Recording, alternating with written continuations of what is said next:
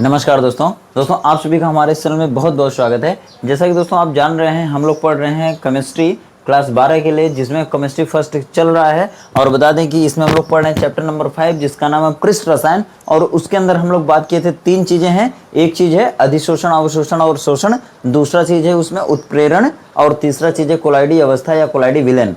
तो दोस्तों बता दें कि यह कोलाइडी अवस्था या कोलाइडी विलयन का पहला वीडियो है, ठीक है। और अगर बात करेंगे पृष्ठ रसायन की कौन सी वीडियो, तो तीसरी या चौथी वीडियो है। अगर आप पूरी वीडियो नहीं देखे हैं तो प्लेलिस्ट में जाकर के चेक कर लीजिएगा, सारी वीडियो आपको मिल जाएगी। आज हम बात करेंगे इस वीडियो में किसकी बात करेंगे, देखिए कोलाइडी अवस्था और कोलाइडी विलयन से संबंधित चीजें जितने भी है जो इंपॉर्टेंट है उनकी बात करेंगे। जैसा कि देखिए सबसे पहले हम लोग परिचय पढ़ेंगे। परिचय में क्या पढ़ेंगे, कोलाइडी विलयन कहाँ से आया, क्या होता है कोलाइडी विलयन या कोलाइडी अवस्था किसे कहते हैं, थॉमस ग्राहम कौन थे, ठीक है।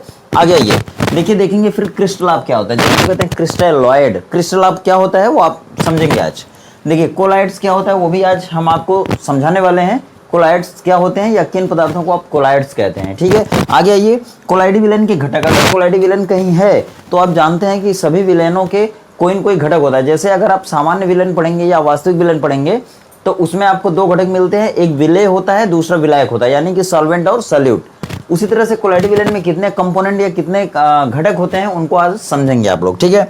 देखिए कोलाइडी विलयन के प्रकार, जैसा कि कोलाइडी विलयन बहुत प्रकार के होते हैं, यानी कि आप कह सकते हैं 9 प्रकार के होते हैं, लेकिन उनमें से कुछ खास जो यहाँ पर आपको दिखाए गए ये कुछ इंपॉर्टेंट है जो आपसे अक्सर बोर्ड एग्जाम्स में पूछे जाते हैं। जैसा कि देखिए पायस क्या होता है, इमल्सन जिसको कहते हैं, ठीक ना। जब दूध में पानी डाल देते हैं तो जो भी सोल्यूशन बनता है उसे क्या कहते हैं हम लोग, पायस, ठीक है। आगे समझेंगे एरोसाल, गोल्ड साल, हाइड्रोसाल, एक्वासाल और बेंजोसाल, ये अक्सर आपसे एग्जाम्स में पूछे जाते हैं। उसके बाद देखिए जो सबसे इंपॉर्टेंट चीज है आज का सस्पेंशन, ट्रू सॉल्यूशन और कोलाइडल सॉल्यूशन कैसे डिफरेंशिएट आप करेंगे, कैसे उनमें अंतर किया जाता है कणों की साइज के आधार पर, तो उसको भी इस वीडियो में देखने वाले हैं। तो आइए सबसे पहले शुरू करते हैं परिचय। जैसे कि देखिए अगर परिचय है तो किसका परिचय है, कोलाइडी विलयन का। आप जरा सा समझिए कि क्या आप दुनिया में केवल वास्तविक विलयन ही देखे हैं या देखते हैं। देखिए दुनिया में आपको 3 तरह की चीजें मिल जाती हैं सॉल्यूशन के बेस पर अगर बात करें तो। जैसे देखिए एक आपको चीनी पानी का मिल जाता है, चीनी और पानी का कंपोजिशन आपको मिल जाता है। जब चीनी को पानी में आप डालेंगे ना तो सब घुलने के बाद, एक दूसरे में घुलने के बाद सब एक जैसे दिखते हैं। चीनी पानी का जो मिश्रण होता है उसको हम लोग कहते हैं समांगी मिश्रण। और इस तरह के जितने भी मिश्रण हो सकते हैं उन सभी को हम लोग एक कैटेगरी में रखते हैं जिसको कहते हैं वास्तविक विलयन। दोस्तों बता दें कि चीनी पानी की तरह जितने भी कंपोजिशन आपको इस दुनिया में मिलेंगे ना उन सभी को हम लोग क्या कहते हैं, वास्तविक विलयन। और चीनी पानी आपस में मिलकर किस तरह का विलयन बनाते हैं, किस तरह का मिश्रण बनाते हैं, समांगी मिश्रण बनाते हैं। और दुनिया के सभी समांगी मिश्रणों को हम लोग क्या कहते हैं, वास्तविक विलयन। अब देखिए वास्तविक विलयन क्या है, उसमें कणों का आकार कितना छोटा होगा, मतलब चीनी जब पानी में गई तो चीनी के कण बहुत छोटे छोटे भागों में बट गए, ठीक है।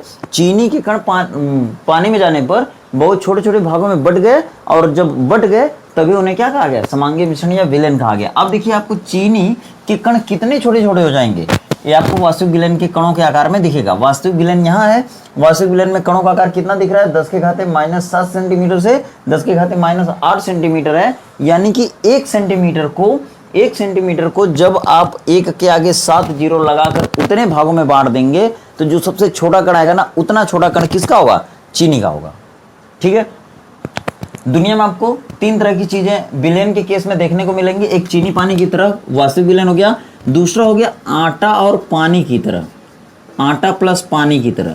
जैसे देखिए अगर आटे को हम पानी में डाल दें तो आटा चीनी की तरह पानी में जाकर घुलेगा नहीं, बल्कि आटा सामान्य रूप से चारों तरफ पूरे पानी में फैल जाएगा और एक धुंधला पदार्थ आपको मिलेगा।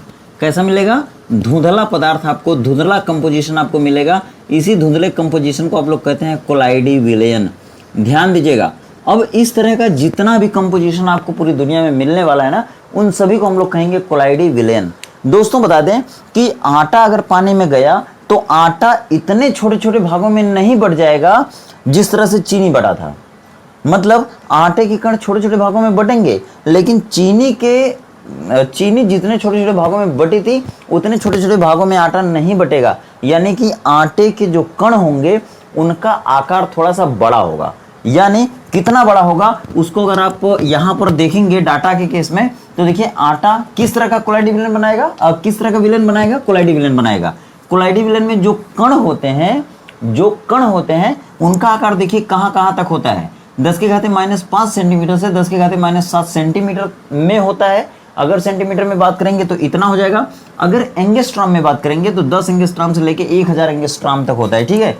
अगर वास्तविक विलयन में कणों का आकार देखा जाएगा तो इतना हो जाएगा, अगर कोलाइडी विलयन में कणों का आकार देखा जाएगा तो इतना रहेगा, सेंटीमीटर में इतना, एंगस्ट्रॉम में इतना। और अगर माइक्रोमीटर में बात करेंगे तो देख लीजिए 1 माइक्रोमीटर से 100 माइक्रोमीटर तक होता है, ठीक है।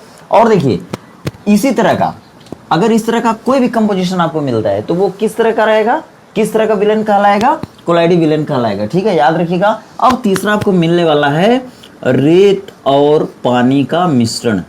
रेत और पानी का मिश्रण, अगर रेत को पानी में डाल देंगे, ठीक है, तो पानी में जाके वो नीचे पेंदी में इकट्ठा हो जाएगा, एकत्रित हो जाएगा, और बाहर से जब आप देखेंगे तो आपको ऊपर पानी तैरता नजर आएगा और नीचे रेत बैठा हुआ दिखाई देगा। तो इस तरह के सभी कंपोजिशन को आप क्या कहते हैं, निलंबन यानी कि सस्पेंशन कहते हैं।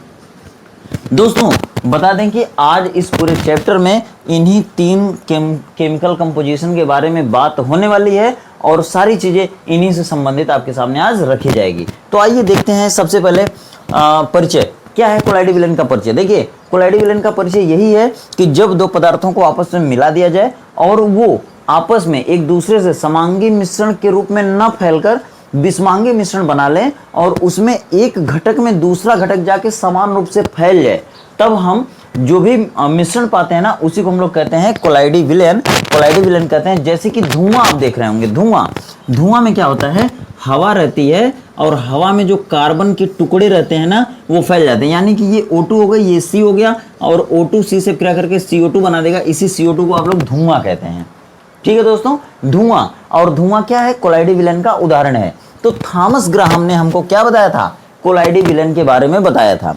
थॉमस ग्राहम कोलाइडी विलेन की नींव रखने वाले हैं और बता दें कि इनका कार्यकाल कब रहा है, तो 1861 में थॉमस ग्राहम ने हमको बताया कि कोलाइडी विलेन क्या होता है, या विषमांगी मिश्रण क्या होता है, या वह कौन सा मिश्रण होता है जिसमें कणों का आकार 10⁻⁻5 सेंटीमीटर से 10⁻⁷ सेंटीमीटर या 10 एंगस्ट्रॉम से 1000 एंगस्ट्रॉम के मध्य होता है।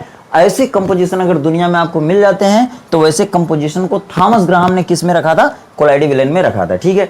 थॉमस ग्राहम ने कणों के आकार पर विलेन को बांटने का भी काम किया है, मतलब कि थॉमस ग्राहम ने कणों के आकार के आधार पर विलेन को 3 तरह के कैटेगरी में बांटा है, एक वास्तविक विलेन, दूसरा कोलाइडी विलेन और तीसरा क्या होता है, निलंबन यानी कि सस्पेंशन। अब देखिए तो थॉमस ग्राहम का ही नाम सामने आएगा कब, जब आप कोलाइडी अवस्था या कोलाइडी विलेन पढ़ेंगे तब। आगे आइए, थॉमस ग्राहम ने यह भी बताया था कि क्रिस्टलाभ और कोलाइड्स में क्या अंतर होते हैं।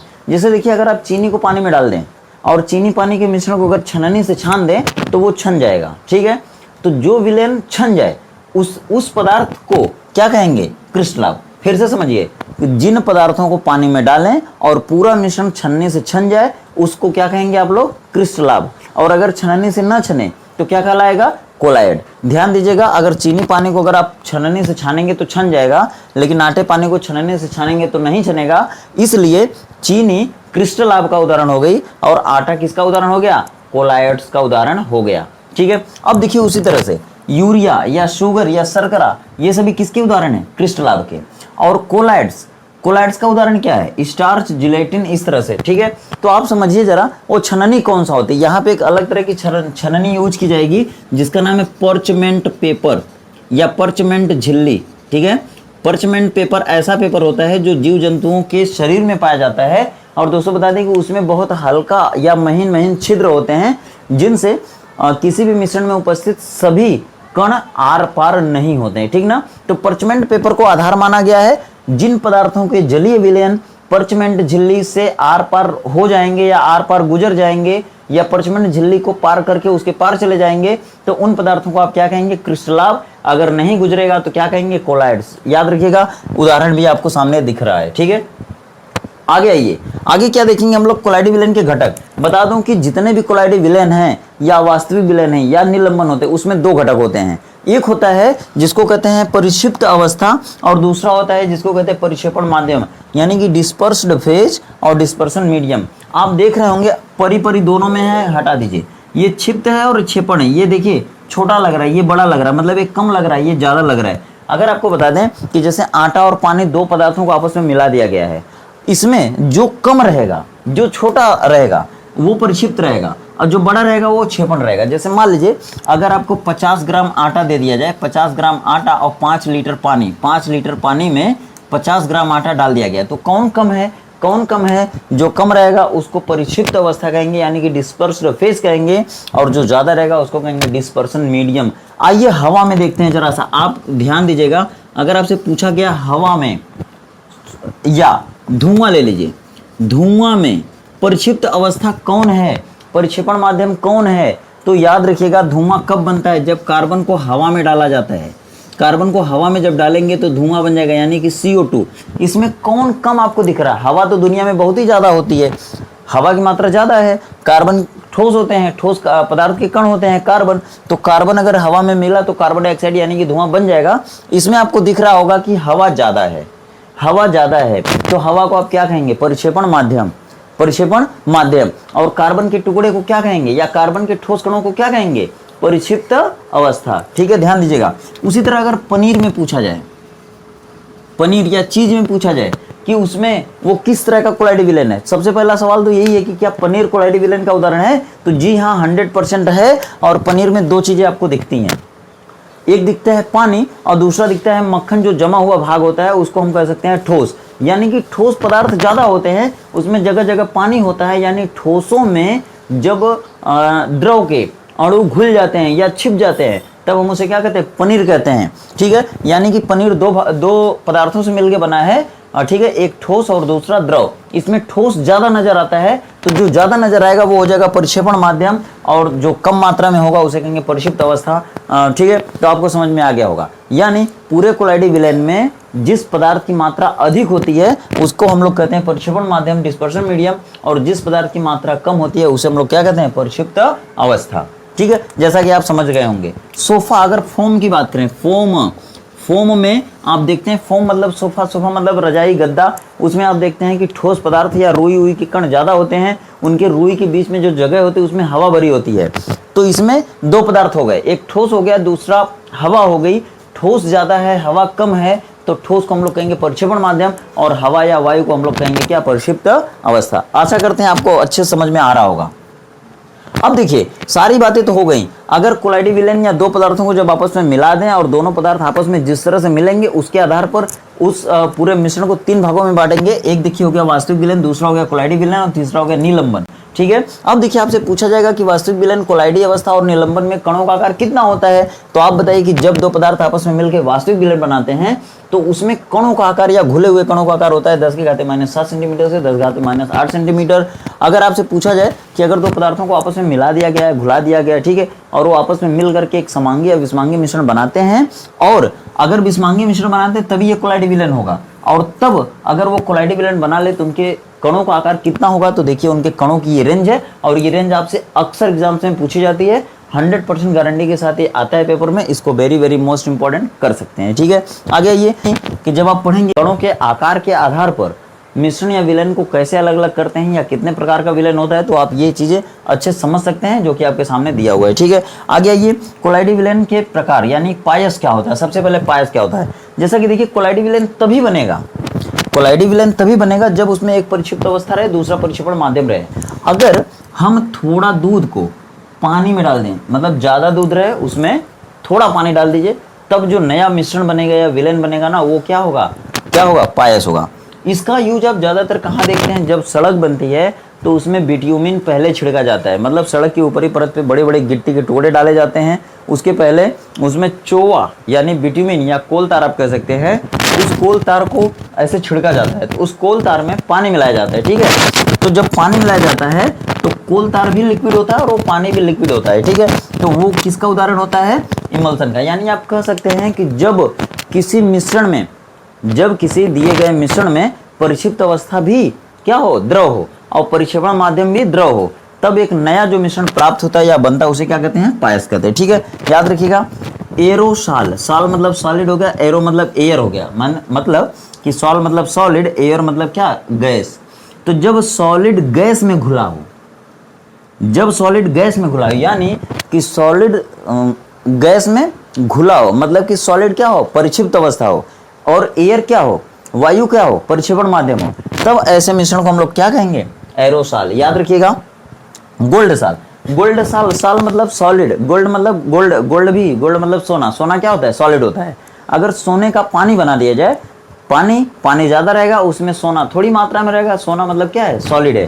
तो जब गोल्ड क्या हो, परिक्षिप्त हो, यानी कम मात्रा में हो, और पानी क्या हो, परिक्षेपण हो, मतलब अधिक मात्रा में हो, तब जो नया आपको कोलाइडिक विलयन बनता है या मिश्रण बनता है उसे आप क्या कहते हैं, गोल्ड साल कहते हैं। ठीक है, चलिए आइए आगे देखिए। हाइड्रोसाल, इसमें आप देखिए, आपसे अक्सर पूछा जाता है कि हाइड्रोसाल, बेंजोसाल और एक्वासाल में परिक्षेपण माध्यम क्या है, यानी इसमें जो परिक्षेपण माध्यम है वो क्या है। तो याद रखिएगा, हाइड्रो, हाइड्रो मतलब होता है पानी, पानी को एक्वा भी कहते हैं।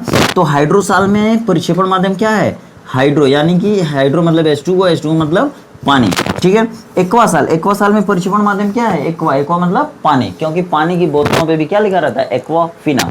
आगे आइए, बेंजोसाल, बेंजोसाल यानी इसमें देखिए बेंजो, ये बेंजो मतलब होता है बेंजीन, और बेंजीन में जब कोई सॉलिड घुल जाता है तब जो नया कोलाइडिक विलयन बनता है ना, उसको हम लोग कहते हैं बेंजोसाल।